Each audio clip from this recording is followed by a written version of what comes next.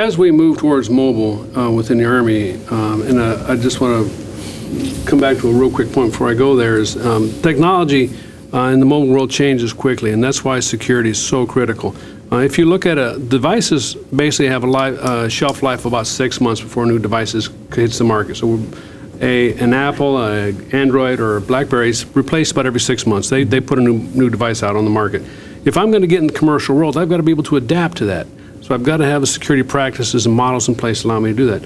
Operating systems traditionally are changed or updated about every 3 months, 30 days to 3 months. So there's a new OS change about every 3 months. Applications change every 30 days. That's the speed at which mobile works. I have to adapt my security model to incorporate that speed. I have to be able, I can't take 18 months to approve an application.